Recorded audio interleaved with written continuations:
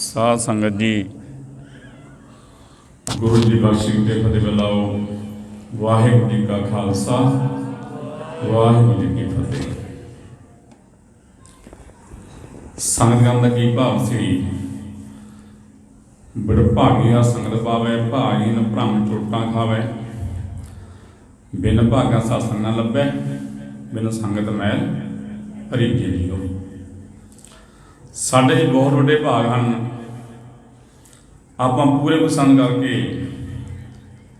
अपना लोक और परलोक से हिला करने का यत्न कर रहे हैं। इसे हिला तां होगा जी जे असी बाणी पढ़ांगे, बाणी अनुसार फिर अपने मन में चलावांगे, फिर से हिला होगा लोक ते परलोक। अज जो बात बच्चा साझी करनी है जी मूर्ख की। गुरु ग्रंथ साहिब की बाणी ने मूर्ख किहनूं कहा? मूर्ख सियाणा एक है, एक जो दो ना है। मूर्खा से मूर्ख है, जे मन्ने ना ही नो। गुरु जी समझाना करते आ भी मूर्ख सियाणा एक आ। मूर्ख सियाणा एक है, एक जो दो नौ। जो इको ही आ पर नौ दो ने, मूर्ख और सियाणा। जो बच्चा स्कूल पढ़न लगता उस समय वो अयाना होंदा, अनजान होंदा। LKG करता, फिर UKG, फिर फस्ट, फिर 10वीं, फिर +2 जो आर्ट्स कर लेंदा, वो BA करके ना B.Ed करके वो आर्ट्स का टीचर आ जाता। जिन्हें +2 वो मैडिकल की कर ली, वो फिर BSc करता, साइंस टीचर बनता। कई +2 मैडिकल की करके डॉक्टर बन जाते, MBBS कर लेंगे, DM कर लेंगे, MD कर लेंगे। हाँ, जिन्हें +2 नॉन मैडिकल की की वो फिर इंजीनियर बन जाता, B.Tech करता, फिर M.Tech करता। मूर्ख सियाणा एक है, एक जो दो नौ। जिहे उन्होंने संग मिल गया उहो जिहा बन गया। तो हुण आपां दसीए मूर्ख है कौन? भगत कबीर जी ने किहनूं मूर्ख कहा? मूर्ख बामन प्रभु समाल, देखत सुनत तेरे ही नाल। कहना मूर्ख बामन, तैं लोकां नूं टेवे बना के देते, हत्थें नग पवाते, जां दिन की परख कर लगी मंगलवार माड़ा जां वीरवार माड़ा। दस ही बेनती कर लवे भी दिन रब ने नहीं बनाए जी। छोटे जुगां की गल कर ली, थोड़ी बाबा जी का जुगां की गल की सी। बाबा सुखदेव सिंह भुच्चन वाले ने मसीता का प्रोग्राम से 23 का, जो ब्रह्मण के मुताबिक जी। देखो ब्राह्मण माड़े नहीं हैं, जयदेव भगत ब्राह्मण जी हैं, भगत बेणी जी ब्राह्मण हैं, पर जो धर्म में पाते हैं इन्होंने किस तरह मन की युगों की। सतयुग की उम्र लिखी इन्होंने 4800 साल, त्रेतरी की उम्र लिखी है 2400 साल जी, द्वापर की उम्र लिखी है 1200 साल, तो कलयुग की उम्र लिखी है 800 साल। इसलिए उम्र की मनुख की उम्र वंड पा दिता है भी जो सतयुग से मनुख की उम्र से 1200 साल, त्रेते 800 साल, द्वापर 400 साल, तो कलयुग 100 साल। गुरु ग्रंथ साहिब बाणी कहती आ, मरन लिखाए मंडल में आए, मरन लिखाए नहीं रहना, सो दिन आवन लागा, मात पिता भाई सुदवंता, कह हो को है काका। जुग भी रब ने नहीं बनाई। सतयुग साध संतोख शरीरा, भगत चारे धर्म ध्याए जियो। चलो मूर्ख की गल करिए, फिर आप जो समा होगा चारे युगों की भी गल करांगे, नहीं आप कल गल करांगे, इन्होंने समा मिलिया भी मूर्ख सियाणा एक का। गुरु ग्रंथ साहिब की बाणी कहनी भी मूर्ख सियाणा एक है, एक जो दो ना है। जो इको ही है, नौ दो ने। पढ़िया मूर्ख आखिए जिस लव लोभ हंकारा। ਉਹ ਪੜ੍ਹਿਆ ਮੂਰਖ ਆ ਜਿਹੜਾ ਦੂਜਿਆਂ ਦੇ ਹੱਕ ਖਾਂਦਾ, ਦੂਜਿਆਂ ਦੀ ਨਿੰਦਾ ਕਰਦਾ, ਦੂਜਿਆਂ ਦੀ ਚੁਗਲੀ ਕਰਦਾ, ਉਹ ਪੜ੍ਹਿਆ ਮੂਰਖ ਆ। ਦੇਖੋ ਮੈਂ ਗੱਲ ਕਰਦਾ ਪੰਜਾਬ ਸਮਝ ਕਰੀਏ ਵੀ ਕੋਈ ਵੀ ਕਿਸੇ ਮਹਿਕਮੇ ਕੋਈ ਮਨੁੱਖ ਕੰਮ ਕਰਦਾ ਉਹਨੂੰ ਤਨਖਾਹ ਦੇ ਸਰਕਾਰ, ਜਿਉਂ ਜੋ 2 ਨੰਬਰ ਦੀ ਕਮਾਈ ਕਰੇ ਉਹ ਮੂਰਖ ਆ। ਧਨ ਜੋ ਮਨੁੱਖਾ ਕੋ ਕਰੇਗਾ ਸੋ ਮੂਰਖ ਅੰਧਾ ਗਿਆ। ਕਈ ਮਨੁੱਖ ਨਾ ਧਨ ਦਾ ਜਾਂ ਸੁੰਦਰਤਾ ਦਾ ਹੰਕਾਰ ਕਰਦੇ ਆ। ਧਨ ਭੂਮਿਕਾ ਜੋ ਕਰੇਗਾ ਸੋ ਮੂਰਖ ਅੰਧਾ ਗਿਆ। ਉਹ ਮੂਰਖਾ ਗੁਰੂ ਗ੍ਰੰਥ ਸਾਹਿਬ ਬਾਣੀ ਕਹਿੰਦੀ। ਦੇਖੋ ਇੱਕ ਰਿਕਸ਼ਾ ਚਲਾਉਣ ਵਾਲਾ ਹੈ, ਜੋਤ ਤਾਂ ਉਹਦੇ ਵਿੱਚ ਪਰਮਾਤਮਾ ਇੱਕੋ ਹੀ ਆ ਨਾ, ਇੱਕ ਚਿਹਰੇ ਨੂੰ ਲੱਗ ਗਿਆ ਤੇ ਜੋਤ ਤਾਂ ਇੱਕੋ ਹੀ ਆ। ਹਾਂ 2 ਭਰਾ ਹੁੰਦੇ ਆ ਜੀ, ਇੱਕ ਤਾਂ ਚਿਹਰੇ ਨੂੰ ਬਣ ਜਾਂਦਾ, ਇੱਕ ਪੀਣ ਲੱਗ ਜਾਂਦਾ। ਜੋਤ ਤਾਂ ਇੱਕੋ ਹੀ ਆ, ਇਹ ਪਰਮਾਤਮਾ ਦਾ ਕੁਦਰਤ ਦਾ ਜੋ ਨਿਯਮ ਹੈ। ਤੇ ਜੇਕਰ ਬੰਦਾ ਹੰਕਾਰ ਕਰੇ ਵੀ ਮੈਂ ਚਿਹਰੇ ਨੂੰ ਲੱਗ ਗਿਆ, ਫਿਰ ਪਰਮਾਤਮਾ ਲਾ ਵੀ ਦਿੰਦਾ ਜੀ। ਮੈਂ ਦੇਖਿਆ ਕਈ ਨਾ ਬੰਦੇ ਮੁਲਾਜ਼ਮ ਲੱਗ ਕੇ, ਕੋਈ ਜੇਈ ਲੱਗ ਜਾਂਦਾ ਜਾਂ ਕੋਈ ਐਕਟਰ ਉਹ ਹੰਕਾਰ ਕਰਨ ਲੱਗ ਜਾਂਦੇ ਆ, ਫਿਰ ਉਹ ਟਰਮੀਨੇਟ ਵੀ ਹੋਏ ਦੇਖਿਆ ਮੈਂ, ਲੱਗੇ ਹੋਏ ਮੁਲਾਜ਼ਮ। ਜਦੋਂ ਜ਼ਿਆਦਾ ਹੰਕਾਰ ਹੋ ਜਾਂਦਾ, ਹੰਕਾਰਿਆ ਸੋ ਮਾਰਿਆ।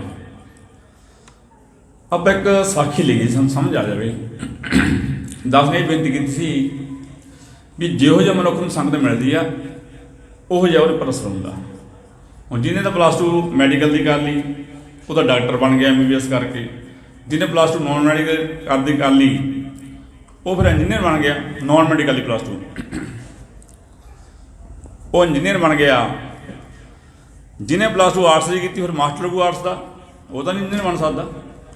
ਜਿਹੋ ਜਿਹੀ ਸੰਗਤ ਮਿਲ ਗਈ ਉਹੋ ਜਿਹਾ ਉਹ ਬਣ ਜਾਂਦਾ ਮਨੁੱਖ। ਜਦੋਂ ਬੱਚਾ ਜਾਣੋ ਇਆਣਾ ਹੁੰਦਾ, ਭੋਲਾ ਹੁੰਦਾ। ਆਪਾਂ ਨੂੰ ਸਾਖੀ ਲਈ ਜੇ, ਇਹ ਕਹਿੰਦੇ ਘੁਮਿਆਰ ਨਾ ਇੱਕ ਖੋਤਾ ਲਈ ਜਾ ਰਿਹਾ ਸੀਗਾ। ਜੋ ਦੇਖਿਆ ਉਹ ਘੁਮਿਆਰ ਨੂੰ ਰਸਤੇ ਵਿੱਚ ਇੱਕ ਲਾਲ ਲੱਭ ਗਿਆ। ਉਹਨੂੰ ਨਹੀਂ ਸੀ ਪਤਾ ਇਹ ਲਾਲ ਆ। ਉਹ ਘੁਮਿਆਰ ਨੇ ਉਹ ਜੋ ਲਾਲ ਲੱਭਿਆ ਉਹਨੇ ਪੱਥਰ ਸਮਝ ਕੇ ਖੋਤੇ ਦੀ ਗਾਲ ਨਾਲ ਬੰਨ੍ਹ ਦਿੱਤਾ। ਜਦੋਂ ਅੱਗੇ ਜਾ ਰਿਹਾ ਉਹ ਹੁਣ ਲਾਲ ਚਮਕਦਾ ਬਹੁਤ ਆ। ਉਹਨੂੰ ਇੱਕ ਪਾਰਕ ਮਿਲਿਆ। ਉਹ ਕਹਿੰਦਾ ਵੀ ਜਿਹੜਾ ਤੈਂ ਖੋਤੇ ਦੀ ਗਾਲ ਨਾਲ ਬੰਨਿਆ ਇਹ ਪੱਥਰੇ ਕਹਿਣਾ ਸੀ ਉਹਨੇ, ਵੀ ਇਹਦੀ ਕੀਮਤ ਕਿੰਨੀ ਆ? ਘੁਮਿਆਰ ਕਹਿੰਦਾ ਵੀ ਇਹਦੀ ਕੀਮਤ ਹੈ 1000 ਰੁਪਈਆ। ਹਾਲਾਂਕਿ ਪਾਰਕ ਨੂੰ ਪਤਾ ਸੀ ਵੀ ਲਾਲ ਦੀ ਕੀਮਤ ਬਹੁਤ ਆ। ਤੇ ਉਹ ਪਾਰਕ ਕਹਿੰਦਾ ਵੀ ਤੂੰ 100 ਰੁਪਈਆ ਲੈ ਲਾ। ਉਹ ਕਹਿੰਦਾ 100 ਨਾਲ ਤਾਂ ਮੇਰੇ ਗਾਲ ਖੋਤੇ ਗਾਲ ਨਾਲ ਬੰਨਿਆ ਸੋਹਣਾ ਲੱਗਦਾ ਇਹ, ਹਰ ਇੱਕ ਪੁੱਛਦਾ ਵੀ ਹਾਂ। ਕਹਿੰਦਾ ਮੈਂ ਤਾਂ 1000 ਰੁਪਈਆ ਲੈਣਾ। ਉਹ ਪਾਰਕ ਨੂੰ 1000 ਰੁਪਏ ਮੈਂ ਦੇਣਾ ਹੈ। ਜਦੋਂ ਖੋਤੇ ਵਾਲਾ ਅੱਗੇ ਲੰਘ ਗਿਆ ਗਾਂ, ਉਹਨੂੰ ਰਸਤੇ ਵਿੱਚ ਇੱਕ ਆਦਮੀ ਹੋਰ ਮਿਲ ਗਿਆ। ਜੋ ਆਦਮੀ ਮਿਲਿਆ ਤੇ ਉਹ ਕਹਿੰਦਾ ਵੀ ਜਿਹੜਾ ਤੈਂ ਖੋਤੇ ਦੀ ਗਾਲ ਨਾਲ ਪੱਥਰ ਬੰਨਿਆ ਹੋਇਆ ਵੀ ਇਹਦੀ ਕੀਮਤ ਕਿੰਨੀ ਆ? ਘੁਮਿਆਰ ਸਿਆਣੇ ਉਹ ਕਹਿੰਦਾ ਵੀ ਹਰ ਇੱਕ ਪੁੱਛਦਾ। ਉਹ ਕਹਿੰਦਾ 10000 ਰੁਪਈਆ।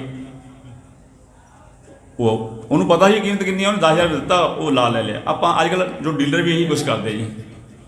ਜੇ ਡੀਲਰ ਨੇ ਗੱਡੀ ਆਪਣੇ ਕੋਲ ਖਰੀਦਣੀ ਆ ਫਿਰ ਉਹ ਪਤਾ ਕੀ ਕਹਿੰਦਾ, ਇਹਦੀ ਸਟਿੱਪਣੀ ਵਧੀਆ, ਇਹਦਾ ਡੈਕ ਵਧੀਆ ਜੀ, ਚੱਲੀ ਘੱਟ ਹੋਈ ਹਲਕੇ ਮੀਟਰ ਚਾਹੇ ਪਿੱਛੇ ਮੁੜਿਆ ਹੋਵੇ। ਤੇ ਜੇ ਉਹੀ ਗੱਡੀ ਡੀਲਰ ਨੇ ਵੇਚਣੀ ਹੋਵੇ ਫਿਰ ਉਹਦੀਆਂ ਸਿਫਤਾਂ ਕਰਨੀਆਂ ਸ਼ੁਰੂ ਕਰ ਦਿੰਦਾ। ਜੇ ਲੈਣੀ ਆ ਫਿਰ ਕਹਿੰਦਾ ਇਹਦਾ ਐਕਸੀਡੈਂਟ ਹੋਇਆ ਆ, ਇਹਦਾ ਇੰਜਣ ਖਰਾਬ ਆ, ਇੰਜਣ ਡਾਊਨ ਆ ਇਹਦਾ। ਆਪਾਂ ਤੋਂ ਖਰੀਦ ਲਈ ਗੱਡੀ, ਉਹਨੇ ਵੇਚਣੀ ਆ ਫਿਰ ਉਹਦੀ ਸਿਫਤਾਂ ਕਰਦਾ ਵੀ ਸਟਿੱਪਣੀ ਵਧੀਆ ਜੀ, ਡੈਕ ਵਧੀਆ, ਚੱਲੀ ਘੱਟ ਹੋਈ ਆ ਇਹ। ਇਸ ਤਰ੍ਹਾਂ ਹੀ ਉਹ ਜੋ ਦੂਜਾ ਆਦਮੀ ਮਿਲਿਆ ਉਹ ਕਹਿੰਦਾ ਵੀ ਕੀਮਤ ਇਹਦੀ ਕਿੰਨੀ ਹੈ? ਘੁਮਿਆਰ ਕਹਿੰਦਾ 10000 ਰੁਪਏ। ਉਹਨੂੰ 10000 ਦੇ ਦਿੱਤਾ ਦੂਜੇ ਆਦਮੀ ਨੇ। ਉਹਨੂੰ ਪਤਾ ਜੀ ਕੀਮਤ ਇਹਦੀ ਬਹੁਤ ਆ। ਜਾਂ ਜਦੋਂ ਆਪਣੇ ਘੁਮਿਆਰ ਘਰ ਪਹੁੰਚ ਗਏ ਆ ਤਾਂ ਜਿਹੜਾ ਪਹਿਲਾ ਪਾਰਕ ਮਿਲਿਆ ਸੀ ਉਹਨੂੰ, ਜਿਹੜਾ ਪਹਿਲਾ ਪਾਰਕੂ ਸੀ, ਇੱਕ ਨਾ ਮੇਰੀ ਬੇਨਤੀ ਹੁੰਦੀ ਜੀ ਆਪਾਂ ਥੋੜ੍ਹਾ ਸਲੋ ਬੋਲੀਏ। ਜਿਹੜਾ ਪਹਿਲਾ ਪਾਰਕੂ ਸੀ ਉਹਦੇ ਘਰ ਬਣਿਆ ਘੁਮਿਆਰ ਦੇ। ਘੁਮਿਆਰ ਨੂੰ ਪੁੱਛਣ ਲੱਗਿਆ ਵੀ ਜਿਹੜਾ ਤੇਰੇ ਖੋਤੇ ਦੇ ਗਲ ਨਾਲ ਤੈਂ ਬੰਨਿਆ ਸੀ ਪੱਥਰ ਵੀ ਉਹ ਕਿੱਥੇ ਆ? ਉਹ ਕਹਿੰਦਾ ਉਹਦਾ ਮੈਂ ਵੇਚਤਾ। ਉਹ ਕਹਿੰਦਾ ਕਿੰਨੇ ਦਾ? ਕਹਿੰਦਾ 10000 ਦਾ। ਉਹ ਪਾਰਕ ਕਹਿੰਦਾ ਤੂੰ ਤਾਂ ਮੂਰਖ ਆ। ਉਹ ਕਹਿੰਦਾ ਮੂਰਖ ਤਾਂ ਤੂੰ ਆ, ਤੇਰੇ ਤੋਂ ਮੈਂ 1000 ਰੁਪਇਆ ਮੰਗਿਆ, ਮੈਨੂੰ ਤਾਂ ਇਹਦੀ ਕੀਮਤ ਦਾ ਪਤਾ ਨਹੀਂ ਸੀਗਾ, ਤੂੰ ਨਾ 100 ਰੁਪਇਆ ਲੈ ਲਾ। ਮੂਰਖ ਤਾਂ ਤੂੰ ਆ, ਕਹਿੰਦਾ ਮਹਾਮੂਰਖ ਤੂੰ ਆ ਜਿਹਨੇ ਮੈਨੂੰ 1000 ਰੁਪਇਆ ਦਿੱਤਾ, ਮੈਂ 10,000 ਦਾ ਵੇਚਤਾ, ਮੈਂ ਤਾਂ ਸਿਆਣਾ ਫਿਰ ਵੀ। ਇਸ ਤਰ੍ਹਾਂ ਹੀ ਆਪਣੀ ਜ਼ਿੰਦਗੀ ਦਾ ਸੌਦਾ ਹੈ। ਹੀਰੇ ਜੈਸਾ ਜਨਮ ਹੈ ਕੌਡੀ ਬਦਲੇ ਜਾਏ। ਇਹ ਜਨਮ ਸਾਡਾ ਹੀਰੇ ਜੈਸਾ ਸੀਗਾ, ਅਸੀਂ ਚੁਗਲੀ ਕਰਕੇ ਨਿੰਦਿਆ ਕਰਕੇ ਮਨ ਮੈਲ ਨਾਲ ਭਰ ਲਿਆ। ਪਰ ਵਾ ਮੂਰਖ ਦੀ ਗੱਲ ਕਰੀਏ, ਗੁਰੂ ਨੇ ਮੂਰਖ ਆਪਣੇ ਨੂੰ ਵੀ ਕਿਹਾ ਜੀ, ਕਹਿੰਦਾ ਪੰਡਤ ਸਾਸਤ ਸਿਮਰਤ ਪੜ੍ਹਿਆ, ਜੋਗੀ ਗੁਰ ਗੁਰ ਕਰਿਆ, ਮੈਂ ਮੂਰਖ ਹਰ ਹਰ ਜਪ ਪੜ੍ਹਿਆ। ਇੱਥੇ ਨਿਮਰਤਾ ਦਿਖਾਈ ਆ, ਗੁਰੂ ਨੇ ਨਿਮਰਤਾ ਦਿਖਾਈ ਇੱਥੇ। ਕਹਿੰਦਾ ਜਿਹੜਾ ਪੰਡਤ ਆ ਉਹ ਸ਼ਾਸਤਰ ਸਿਮਰਤ ਦਾ ਗਿਆਨ ਬਹੁਤ ਆ ਉਹਨੂੰ, ਜਾਂ ਜੋਗੀ ਉਹ ਗੁਰੂ ਕਰਦਾ, ਉਹ ਗੁਰੂ ਨੂੰ ਗੁਰੂ ਮੰਨਣ ਲੱਗ ਗਿਆ। ਤੇ ਮੈਂ ਮੂਰਖ ਹਰ ਹਰ ਜਪ ਪੜ੍ਹਿਆ, ਮੈਂ ਪਰਮਾਤਮਾ ਨੂੰ ਪੜ੍ਹਿਆ, ਪਰਮਾਤਮਾ ਦੇ ਸਿਧਾਂਤ ਬਣਾਇਆ, ਪਰਮਾਤਮਾ ਦੇ ਗੁਣ ਬਣਾਏ।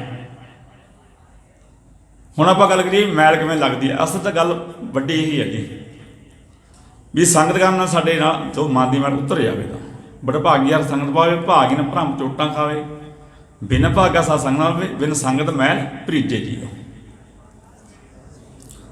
ਮਨ ਮੈਲਾ ਸਭ ਕੁਛ ਮੈਲਾ, ਤਨ ਧੋਤੇ ਮਨ ਅੱਛਾ ਨਾ ਹੋਏ, ਇਹ ਜਗਤ ਭਰਮ ਭੁਲਾਇਆ ਵੇਲਾ ਬੁੱਝੇ ਕੋਈ।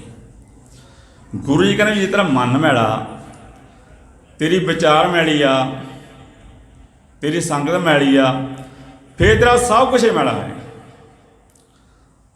ਤੇ ਇਸ ਤਰ੍ਹਾਂ ਹੀ ਭਗਤ ਕਬੀਰ ਜੀ ਕਹਿੰਦੇ ਕਬੀਰ ਮਨ ਪਾਂਖੀ ਪਿਓ ਉੱਡ ਉੱਡ ਤੈ ਜਾਏ, ਜੋ ਜਾਏ ਸੰਗਤ ਮੇਰੇ ਤੈ ਸੋਈ ਫਲ ਗਏ। ਇਹ ਜੀ ਭਗਤ ਕਬੀਰ ਜੀ ਨੇ ਪੱਕੀ ਮੋਹਲਾ ਦੀ ਵੀ ਜਿਹੜਾ ਸਾਡਾ ਮਨ ਆ ਇਹ ਪੰਛੀ ਦੀ ਤਰ੍ਹਾਂ ਹੈ ਜੀ। ਜਿਸ ਤਰ੍ਹਾਂ ਪੰਛੀ ਕਦੇ ਉਹ ਦਰਖਤ 'ਤੇ ਬਹਿ ਗਿਆ, ਉਹ ਦਰਖਤ 'ਤੇ ਬਹਿ ਗਿਆ। ਇਹ ਆਪਾਂ ਕਹਿੰਦੇ ਨਾ ਕਈ ਵਾਰ ਆਪਾਂ ਵੀ ਜਦੋਂ ਅਸੀਂ ਗੁਰਬਾਣੀ ਪੜ੍ਹਨ ਲੱਗਦੇ ਹਾਂ ਸਾਡਾ ਮਨ ਟਿਕਦਾ ਨਹੀਂ ਹੈ। ਕੀ ਕਾਰਨ ਆ? ਉਹ ਕਾਰਨ ਇਹ ਆ ਵੀ ਸਵੇਰੇ ਅਸੀਂ ਪੰਜਾਂ ਮਹੀਨੇ ਦਾ ਪਾਠ ਵੀ ਕਰਦੇ ਹਾਂ, ਫਿਰ ਦੱਸਿਆ ਜੋ ਸਿਧਾਂਤ ਆ ਗੁਰਬਾਣੀ ਦਾ ਉਹ ਨਹੀਂ ਪੜਾਉਂਦੀ। ਉਹ ਸਿਧਾਂਤ ਕੀ ਆ ਵੀ ਹੱਕ ਸੱਚ ਦੀ ਕਮਾਈ ਕਰਨੀ ਆ, ਕਿਸੇ ਨਿੰਦਾ ਨਹੀਂ ਕਰਨੀ, ਕਿਸੇ ਚੁਗਲੀ ਨਹੀਂ ਕਰਨੀ। ਇੱਕ ਸ਼ਬਦ ਗੁਰੂ ਸਮਝਾਤਾ, ਪਰ ਧਨ ਪਰ ਤਨ ਪਰ ਕੀ ਨਿੰਦਾ ਇਨਸਿਓ ਪ੍ਰੀਤ ਨਾ ਲਾਗੇ, ਸੰਤੋ ਸੰਗ ਸੰਤ ਸੁਭਾਗਨ ਹਰ ਕੀਰਤਨ ਮਨ ਜਾਗੇ। ਗੁਰੂ ਜੀ ਕਹਿੰਦੇ ਪਰ ਧਨ ਦੂਜੇ ਨਾਲ ਹੱਕ ਖਾਣਾ, ਪਰ ਤਨ ਚਾਹੇ ਸਾਡੀ ਭੈਣ ਚਾਹੇ ਸਾਡਾ ਵੀਰ, ਪਰ ਕੀ ਨਿੰਦਾ ਇਨਸਿਓ ਪ੍ਰੀਤ ਨਾ ਲਾਗੇ। 10 ਇਹ ਬੇਨਤੀ ਕਰਦਾ ਹੱਥ ਜੋੜ ਕੇ, ਹੱਥ ਵੀ ਜੋੜਨਾ ਮੈਂ ਵੀ ਅਸੀਂ ਸਾਧਨ ਕਰੀਏ ਪ੍ਰੈਕਟੀਕਲ ਜੀ, ਸਾਧਨ ਦੀ ਗੱਲ ਕਰਦਾ ਮੈਂ ਵੀ ਅਸੀਂ ਕਿਸੇ ਦਾ ਹੱਕ ਨਹੀਂ ਖਾਣਾ। ਹੱਕ ਤਾਂ ਆਪਾਂ ਖਾਂਦੇ, ਆਪਣਾ ਕਿਰਤੀ ਲੋਕ ਆ ਜੀ, ਪਰ ਅਸੀਂ ਨਿੰਦਾ ਤੋਂ ਬਚੀਏ ਬਸ ਕੱਲੀ ਤੋਂ। ਕਿਸੇ ਜੇ ਅਸੀਂ ਪੰਜਾਂ ਨੇ ਪਾਠ ਸਵੇਰੇ ਪਾਠ ਕਰ ਲਿਆ ਪੰਜਾਂ ਮਣੀ ਦਾ, ਫਿਰ ਦਿਨੇ ਮੇਰੇ ਵਾਲੇ ਲੋਕਾਂ ਧੀਆਂ ਭੈਣਾਂ ਦੀਆਂ ਗੱਲਾਂ ਕਰਦਾ ਫਿਰੇ ਜਾਂ ਨਿੰਦਾ ਕਰਦਾ ਫਿਰੇ, ਇਹ ਰੱਬ ਨੂੰ ਪ੍ਰਮਾਣ ਨਹੀਂ ਹੈ। ਹਾਂ ਸਾਨੂੰ ਇਹ ਵੀ ਭੁਲੇਖਾ ਹੋਇਆ ਜਾਂਦਾ, ਪਹਿਲੇ ਨੂੰ ਮੈਂ ਗੱਲ ਕੀਤੀ ਸੀ ਵੀ ਸਾਡੇ ਮਨ ਵਿੱਚ ਇਹੀ ਭੁਲੇਖਾ ਵੀ ਰੱਬ ਸਾਨੂੰ ਦੇਖਦਾ ਨਹੀਂ ਹੈ। ਗੁਰੂ ਰਾਮ ਨੇ ਪੁੱਛਿਆ ਰੱਬ ਹੈ ਕਿੱਥੇ ਆ? ਖੁਸ਼ ਖੁਸ਼ ਲੈਂਦਾ ਬਸਤ ਪਰਾਈ, ਵੇਖੈ ਸੁਣੇ ਤੇਰੇ ਵਿੱਚ ਖਦਾਈ। ਕਹਿੰਦਾ ਖੁਸ਼ ਖੁਸ਼ ਹੋ ਕੇ ਤੂੰ 2 ਨੰਬਰ ਦੀ ਕਮਾਈ ਕਰਦਾ, ਪਰਮਾਤਮਾ ਦੇਖਦਾ ਵੀ, ਪਰਮਾਤਮਾ ਨੂੰ ਸੁਣਦਾ ਵੀ ਆ। ਗੁਰੂ ਅਮਰਦਾਸ ਦੀ ਬਾਣੀ ਕੀ ਕਹਿੰਦੀ ਆ? ਹਰਮੰਦਰ ਇਹ ਸਰੀਰ ਆ, ਹਰਮੰਦਰ ਹਰ ਕਾ ਹਾਟ ਹੈ, ਹਰਮੰਦਰ में हर बसे। गुरु जी ने हरमंदर ये शरीर आ, ये हरी की हट्टी आ, हरमंदर में हर बसे, सारे मैदान तो सोए बलिहारी को बसे आ, हर कोई परमात्मा वासा है। जे आप सारे सोचिए भी हर एक परमात्मा वासा जे जिस किसी दुखी करा तो परमात्मा फिर उन्होंने भी दुखी करता जी। ये रब का सिद्धांत भी है, जोड़ा मैं किसी दुखी करूँ ना वो आप सुख नहीं रह सकता है। जे हम सस सोचे भी मेरी नौं में रब का वासा है, सस कदे नौं तंग कर सकती है जी। यही गल नौं सोच लवे मेरी सस भी रब का वासा है, तो नौं भी कदे सस तंग नहीं कर सकती, या सस भी नौं तंग नहीं कर सकती। आप गल की थी मन मैले की गल भी मन मैला सब कुछ मैला, तन तो उत्ते मन अच्छा ना हो, ये जगत भरम भुलाया वेला बुझे कोई। कि ये भी क्वेश्चन करते आ भी मन नूं मैल लगती किस तरह, पर निंदा करे आंतर मल लाए, बाहर मल धोए मन की जूठ न जाए। कहना पर निंदा करदा चाहे साडा कोई वीर आ चाहे साडी कोई भैन आ, ਜਿਹੜਾ ਬੰਦਾ ਜੀ 10 ਇਹੀ ਹੁੰਦੇ ਸਾਨੂੰ समझ आ जाए, ਜਿਹੜਾ ਬੰਦਾ ਸਵੇਰੇ ਨਾ 5 ਵਜੇ ਨਾਲ ਪਾਠ ਵੀ ਕਰਦਾ, ਫਿਰ ਦਿਨੇ ਦਰਵਾਜ਼ੇ ਜਾ ਕੇ ਜਾਂ ਚੌਂਕੇ ਨੇ ਜਾ ਕੇ ਲੋਕਾਂ ਦੀਆਂ ਧੀਆਂ ਬਣਾਈਆਂ ਗੱਲਾਂ ਕਰਦਾ, ਇਹ ਰੱਬ ਨੂੰ ਪ੍ਰਵਾਨ ਨਹੀਂ ਹੈ ਜੀ। ਇਹ ਤਾਂ ਹੀ ਅੱਜ ਅਸੀਂ ਗੁਰਬਾਣੀ ਤੋਂ ਟੁੱਟ ਗਏ, ਇਹੀ ਕਾਰਨ ਬਣਿਆ। ਚਲੋ ਆਪਾਂ ਗੱਲ ਕਰੀਏ ਮਨ ਦੀ ਵੀ ਮਨ ਨਿਰਮਲ ਹੁੰਦਾ ਕਿਵੇਂ ਆ। ਭਗਤ ਕਬੀਰ ਜੀ ਕਾਂਸ਼ੀ 'ਚ ਰਹਿਣ ਵਾਲੇ ਤੇ ਬ੍ਰਹਮਣ ਪਿੱਛੇ ਪੈ ਰਿਹਾ ਭਗਤ ਕਬੀਰ ਜੀ ਦੇ ਵੀ ਤੂੰ ਨੀਚ ਜਾਤ ਦਾ, ਤੂੰ ਰੱਬ ਦਾ ਨਾ ਦਾ ਨਾਮ ਸੁਣ ਸਕਦਾ ਨਾ ਹੀ ਜਪ ਸਕਦਾ ਹੈ। ਭਗਤ ਕਬੀਰ ਨੇ ਕੀ ਕਹਿਤਾ, ਕਾਹੇ ਰੇ ਬਾਹਮਣ काहे रे पांडव बामण काफते हुए, बामण कह के जन्मत हुए, जो तो ब्रह्मण मन मिल जाया तो आण वाड़ काहे नहीं आया। भगत कबीर जी कहते भी जे तू अपने ब्राह्मण साहब का सुच्चा समझदा भी ये दस भी तेरा शरीर जो हड्डियां ने ये तेरे शरीर में ही खून चलता, मेरे भी खून चलता, जल्दी दस तेरे हड्डियों में दुध चलता हो। ये भी भरम पाया सी कांची ब्राह्मणा ने भी जेड़ा तां कांची विच मरदा वो तां ਜਾਂਦਾ ਸਵਰਗ ਦੇ ਵਿੱਚ, ਜਿਹੜਾ ਮਰਦਾ ਮਗਰ ਦੇ ਵਿੱਚ ਉਹ ਜਾਂਦਾ ਨਰਕਾਂ ਦੇ ਵਿੱਚ। ਇੱਥੋਂ ਤੱਕ ਜੀ ਲੋਕ ਆਪਣੇ ਜ਼ਮੀਨ ਜਾਇਦਾਦ ਨੌ ਕਰਾ ਕੇ ਨਾ ਬ੍ਰਾਹਮਣਾਂ ਦੀ ਕਾਂਚੀ ਵਿੱਚ ਤੇ ਉਹ ਆਰੇ ਨਾਲ ਚੀਰ ਦਿੰਦੇ ਸਨ ਵੀ ਤੁਸੀਂ ਸਵਰਗ 'ਚ ਗਏ। ਭਗਤ ਕਬੀਰ ਜੀ ਕਹਿੰਦੇ ਰੱਬਾ ਭਗਤੀ ਕਾਹਦੀ ਹੋਈ ਫਿਰ ਜੇ ਨਰਕ ਵਿੱਚ ਜਾਣਾ ਹੋਵੇ। ਭਗਤ ਕਬੀਰ ਜੀ ਜ਼ਿੰਦਗੀ ਦੇ ਆਖਰੀ ਸਾਲਾਂ ਦੇ ਵਿੱਚ ਮਗਰ ਵਿੱਚ ਜਾ ਕੇ परमात्मा प्यारे हुए सन। आप किसी मन निर्मल की गल जी, चलो इस वास्ते गल आ गई। कबीर मन निर्मल भया जैसे गंगा नीर, पाछे लगो हर फिरे कहत कबीर कबीर। भगत कबीर जी ने मेरा मन निर्मल हो चुके आ भी परमात्मा मेरे पिछे कबीर कबीर कहना फिरता है। तो मन निर्मल तां होगा जी, 10 दिन पहले ही बेनती की आ। भगत कबीर जी ने किसी का हक नहीं खाता, किसी की निंदा नहीं की, किसी की चोरी नहीं की, तो भगत कबीर मन निर्मल हो रहा। तो हुण आपां गल करनी है कि त्यागन नीका काम क्रोध लोभ त्यागना। गुरु जी कहते जे तां त्याग करना काम का क्रोध का लोभ का त्याग कर, फिर तेरा लोग ते प्रलोक सहेला हो जाऊगा। आपां हुण त्याग की गल कर लईए, गल आ गई विचार। एक पंछी हुंदा जी, पंछी का बच्चा आल੍ਹੇ ਵਿੱਚ ਪਾਲਦਾ, ਸਾਨੂੰ ਨੂੰ पता है। ਜਦੋਂ ਸਮਾਂ ਹੁੰਦਾ ਜੇਕਰ ਪੰਛੀ ਸਮੇਂ ਤੋਂ ਪਹਿਲਾਂ ਆਪਣੇ ਬੱਚੇ ਨੂੰ ਹੇਠਾਂ ਸੁੱਟ ਦੇਵੇ ਫਿਰ ਉਹਦੀ ਧਰਤੀ ਡਿੱਗ ਕੇ ਮੌਤ ਵੀ ਹੋ ਸਕਦੀ। ਉਹ ਸਮੇਂ ਨਾਲ ਹੇਠਾਂ ਸੁੱਟਦਾ, ਜਦੋਂ ਪੰਛੀ ਦਾ ਸੁੱਟਣ ਲੱਗਦਾ ਸੁੱਟਦਾ ਉਹਨੂੰ ਪੰਛੀ ਨੂੰ ਸਮੇਂ ਨਾਲ, ਤੇ ਪੰਛੀ ਫਿਰ ਅਡਾਰੀ ਭਰਦਾ ਗਾਲ ਵਿੱਚ, ਉਹ ਆਨੰਦ ਮਹਿਸੂਸ ਕਰਦਾ। ਇਸ ਤਰ੍ਹਾਂ ਆਂਡੇ ਦੀ ਗੱਲ ਕਰ ਲਈਏ, ਜਿਹੜਾ ਆਂਡਾ ਜੇਕਰ ਟਾਈਮ ਨਾਲ ਉਹਦਾ ਛਿਲਕਾ ਫੁੱਟ ਜਾਵੇ ਤਾਂ ਉਹਦੇ ਵਿੱਚੋਂ ਇੱਕ ਬੱਚਾ ਪੈਦਾ ਹੁੰਦਾ। ਜੇ ਸਮਾਂ ਲੱਗ ਜਾਵੇ ਤਾਂ ਆਂਡਾ ਗਲ ਜਾਂਦਾ ਦੇਖਦਾ ਆਪਾਂ। ਇਸ ਤਰ੍ਹਾਂ ਹੀ ਨੌਕਰ ਜੇਕਰ ਆਪਣੀ ਮੱਤ ਤਿਆਗ ਦੇਵੇ ਤਾਂ ਉਹ ਜਿਸ ਦੇ ਘਰ ਨੌਕਰ ਹੁੰਦਾ ਉਹਦਾ ਮਾਣ ਪ੍ਰਾਪਤ ਕਰਦਾ, ਚਾਹੇ ਕੋਈ ਨੌਕਰੀ ਸਰਵਿਸ ਵੀ ਕਰਦਾ ਹੋਵੇ ਜੀ। ਜੇ ਉਹ ਜੋ ਦੱਸਿਆ ਕੰਮ ਕਰੇ ਅਫਸਰ ਦਾ ਫਿਰ ਤਾਂ ਉਹ ਮਾਣ ਪ੍ਰਾਪਤ ਕਰਦਾ। ਜੇ ਉਹ ਨਹੀਂ ਮੰਨਦਾ ਉਹਦੀ ਗੱਲ ਫਿਰ ਕਈ ਅਫਸਰ ਸਸਪੈਂਡ ਵੀ ਕਰ ਦਿੰਦੇ ਆ, ਸਸਪੈਂਡ ਬਹੁਤ ਹੋਏ ਨੇ ਲੋਕ। ਇਸ ਤਰ੍ਹਾਂ ਸਾਡੀ ਭੈਣ ਧੀ ਜਦੋਂ ਉਹਦਾ ਵਿਆਹ ਹੁੰਦਾ ਉਹ ਆਪਣੀ ਸੁੰਦਰਤਾ ਗਵਾ ਕੇ ਇੱਕ ਬੱਚੇ ਨੂੰ ਜਨਮ ਦਿੰਦੀ ਆ, ਮਾਂ ਬਣਨ ਦੇ ਲਾਇਕ ਬਣਦੀ ਆ, ਤਾਂ ਬਣਦੀ ਆ ਮਾਂ ਬਣਨ ਦੇ ਲਾਇਕ। ਉਹਦੀ ਸੁੰਦਰਤਾ ਗਵਾ ਜਾਂਦੀ ਹੈ। ਇਸ ਤਰ੍ਹਾਂ ਹੀ ਪਿਤਾ ਆਪਣੇ ਮਨ ਦੀਆਂ ਖਵਾਇਸ਼ਾਂ ਗਵਾ ਕੇ ਆਪਣੇ ਬੱਚਿਆਂ ਦੀ ਪਾਲਣ ਪੋਸ਼ਣ ਕਰਦਾ। ਪਤਾ ਹੀ ਆਪਾਂ ਨੂੰ ਸਭ ਨੂੰ। ਹੁਣ ਆਪਾਂ ਅਗਲੀ ਤਿਆਗਨ ਨੀਕਾ ਕਾਮ ਕ੍ਰੋਧ ਲੋਭ ਤਿਆਗਣਾ। ਹੁਣ ਆਪਾਂ ਗੁਰੂ ਤੇਗ ਬਹਾਦਰ ਜੀ ਗੱਲ ਕਰੀਏ। ਗੁਰੂ ਹਰਗੋਬਿੰਦ ਦਾ ਸਾਹਿਬਜ਼ਾਦਾ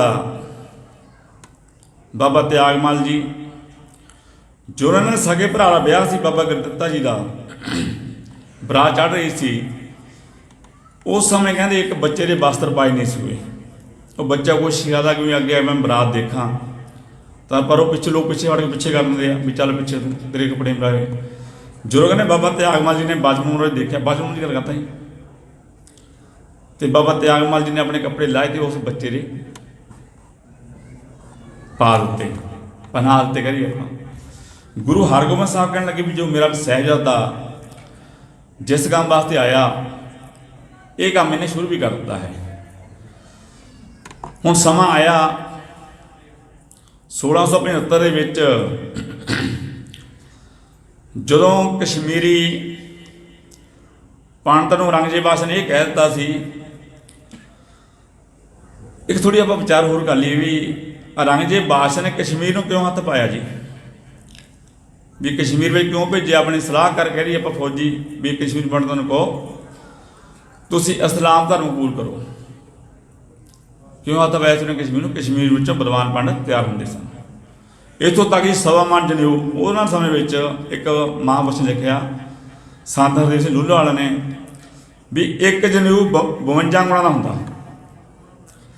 सवा मन जनेऊ 1000 जनेऊ के उपर बनता जी। सवा मन जनेऊ जाल के वो सामने औरंगजेब बादशाह फिर वो रोटी हाल बनी सी। कश्मीरी पंडित आए जिन्होंने मुखी पंडित से कृपा राम नाल आया सी आनंदपुर साहब, वो कहन लगे गुरु तेग बहादुर जी को, क्योंकि उन्हें 6वें पातशाह गुरु हरगोबिंद का इतिहास पढ़िया है भी गुरु हरगोबिंद साहब ने ग्वालियर के 52 राजे रिहा कराया। गुरु तेग बहादुर जी कहने लगे हथ बन के गुरु जी साडे जिनों नूं खतरा भी 7 साल हो साडी किसी ने नहीं मनी भी तुसीं साडे जिनों की रक्षा करो। गुरु तेग बहादुर जी ने की कहा सी, गुरु तेग बहादुर जी कहने लगे पंडित कृपा राम नूं भी पंडित कृपा राम तुसीं औरंगजेब बादशाह नूं जाके कह रहे हो भी जेकर 9वें पातशाह गुरु तेग बहादुर जी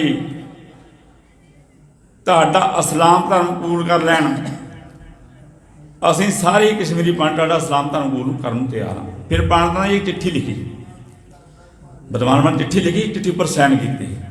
फिर दिल्ली गए औरंगजेब बादशाह नूं कहण लगे भी देख जे 9वें पातशाह तुहाडा इस्लाम धर्म कबूल कर लैन, असीं कश्मीरी पंडित इस्लाम धर्म कबूल करने वास्ते तैयार हाँ। उन्होंने कितना विश्वास किया सी गुरु तेग बहादुर जी पर। हुण असीं दस्से अपने सारे बैठे आप साढ़े को 239 साल खजाना तैयार होया है, 1469 तो 1708 तक 239 साल बन गए। कश्मीरी पंडितां ने गुरु जी का हुक्म मान लिया, बचन मान के कहता विश्वास किया उन्होंने भी जे 9वें पातशाह तुहाडा इस्लाम धर्म कबूल करना सी, इस्लाम धर्म कबूल करने से तैयार हाँ। तो असीं अज सानूं 20-30 साल गुरु घर आउंदिआं नूं असीं अज अमृत छकण तैयार हैं, मन नाल झाती मन नाल मारो जी। फिर तो वह गल गुरु ग्रंथ साहिब बाणी कहती है सतगुर की प्रतीत ना आई है शब्द ना लागू पाओ उसनों सुख ना हो जे भावें 100 गेड़ा हो जाओ। हाँ शब्द ना प्यार किया बेज आप की कृपा राम पंडित की गल, गुरु तेग बहादुर आप पहले त्याग की गल की। गुरु तेग बहादुर समा आया, गुरु तेग बहादुर जी ने हिंदू धर्म की जनोग की खातर कह रही आप दिल्ली के विच फिर जो कि जलालुद्दीन जलाल ने गुरु जी का धन सीस वखरा किया आप कि शब्द नाल प्यार की गल जी। शब्द नाल प्यार पिया सीगा किरपा राम पंडित का, भाई किरपा सिंह बन के चमकौर की जंग में जो 40 सिंह शहीद होया किरपा राम पंडित किरपा सिंह बन के शहीद होया। इस तरह पंडित लाल चंद जिन्हें 8वें पातशाह कहा सी जेकर तुसीं अपने गुरु कहाउंदे हो तो गीता के अर्थ करो। गुरु जी कहने भाई किसी भी आदमी ने लाया नाल तू असीं उहदे कोल हत्थ उन्हें कहा सी भाई छज्जू नूं। चलो भाई छज्जू जी सामने खड़ा किया 8वें पातशाह के 8वें पातशाह कहने लगे भाई छज्जू जी जो पंडित लाल चंद दा गीता के शब्द ये पढ़ेगा अर्थ करना तुसीं। पंडित लाल चंद शब्द पढ़ते अर्थ किए भाई छज्जू जी ने।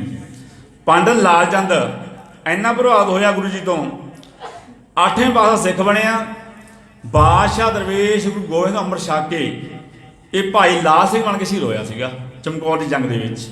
इस तरह ही भाई मंझ सरवी पीर नूं मानदा सीगा, सरवी पीर दा चेला सी भाई मंझ, पर 5वें पातशाह सिख बनिया। 5वें पातशाह किया सी मंझ प्यारा गुरु को गुर मंझ प्यारा मंझ गुरु का बहुता जग लंघण हारा। असीं भी सिक्ख्या लिखी जी। इस तरह ही लगाहा चौधरी 85 पिंडां दा चौधरी सीगा जी। ये सरवी पीर दा चेला सीगा जिहदे घर है लगाहा चौधरी घर ना गुरु हरगोबिंद साहब की बीड़ी वीरों के आनंद काज भाई साहब जी नाल होए सन। पर इस सरवी पीर नूं छड्ड के लगाहा चौधरी फिर 5वें पातशाह सिख बनिया सीगा। असीं ना 10 बेर हत्थ जोड़ना, मैं हत्थ जोड़ना बार बार भी असीं दरख्तों लाल रंग के कपड़े ना बन्नीए तो पीरां संबंध हरे रंग के कपड़े ना टाईए। असीं गुरु ग्रंथ साहिब बाणी पढ़ी ये विचार करिए, ये अर्थ पढ़िया करिए तो सानूं समझ आवे, सानूं भरोसा किवें बनूगा जी जे असीं परमात्मा नाल वोट सलईए। बादशाह दरवेश गुरु गोबिंद सिंह की उम्र 9 साल की सीगी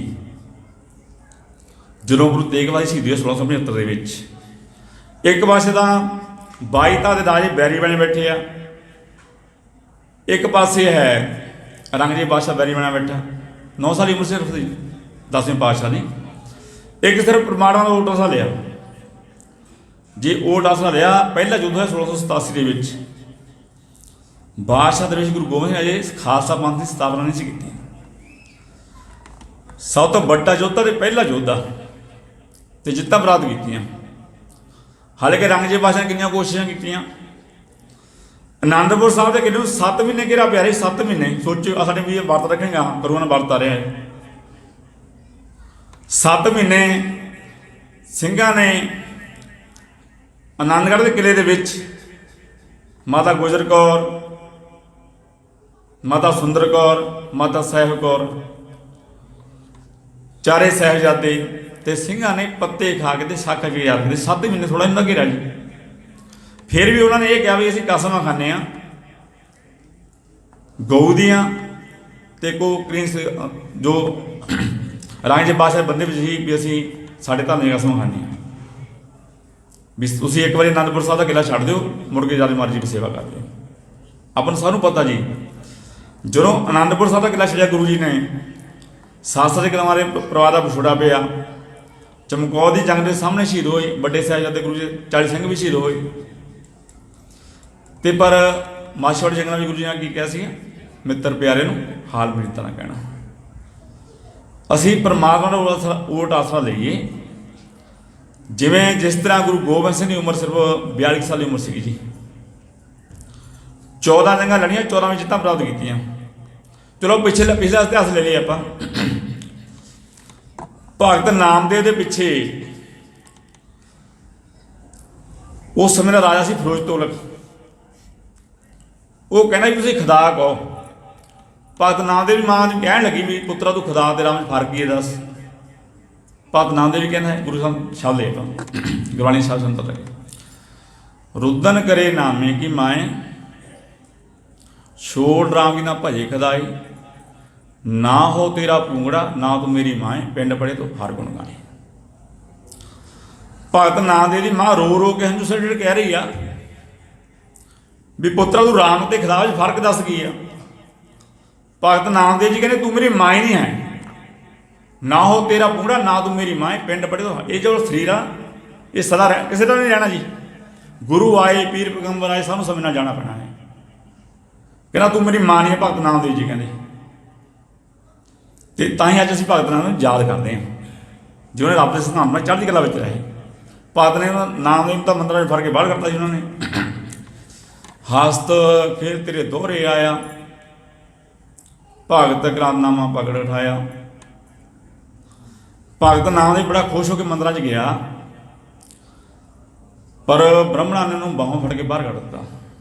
ਫਿਰ ਭਗਤ ਨਾਮਦੇਵ ਨੇ ਕੀ ਕਿਹਾ, ਹਿੰਦੂ ਅੰਨਾ ਤੁਰਕੂ ਕਾਣਾ ਦੋਹਾਂ ਤੇ ਗਿਆਨੀ ਸੀ, ਹਿੰਦੂ ਪੂਜੇ ਦੋਹਰਾ ਮੁਸਲਮਾਨ ਮਸੀਤ, ਨਾਮੇ ਸੋਈ ਸੇਵਿਆ ਨਾ ਦੋਹਰਾ ਨਾ ਮਸੀਤ।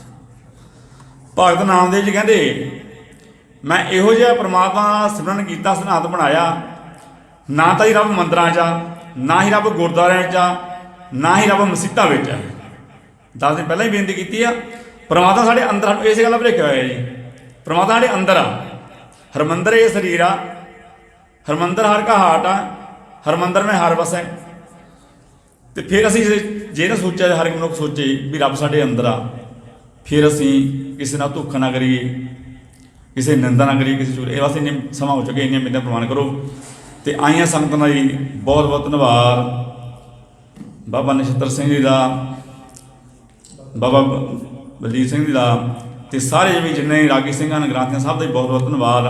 ਬਾਬਾ ਸੁਖਦੇਵ ਸਿੰਘ ਜੀ ਭੁੱਚੋ ਵਾਲਿਆਂ ਦਾ ਵੀ ਬਹੁਤ ਬਹੁਤ ਧੰਨਵਾਦ, ਕਿਉਂਕਿ 10 ਨੂੰ ਪਹਿਲਾਂ ਹੀ ਸਮਾਂ ਦਿੱਤਾ ਸੀ, ਹੁਣ ਵੀ ਸਮਾਂ ਦੇ ਹਨ। ਤੇ ਆਈਆਂ ਸੰਗਤਾਂ ਫਿਰ ਦੁਆਰਾ ਬਹੁਤ ਧੰਨਵਾਦ। ਕਥਾ ਵਿਚਾਰ ਤੋਂ ਗਲਤੀਆਂ ਹੋ ਜਾਂਦੀਆਂ ਹਨ। ਸੰਗਤ ਦੇ ਗੁਰੂ ਬਖਸ਼ ਬਖਸ਼ਣ ਜੀ ਜੁਗੋ ਜੁਗ ਟਾਲ, ਧੰਨ ਧੰਨ ਸ੍ਰੀ ਗੁਰੂ ਗ੍ਰੰਥ ਸਾਹਿਬ ਦਾ ਵੀ ਕੋਟ ਕੋਟ ਧੰਨਵਾਦ।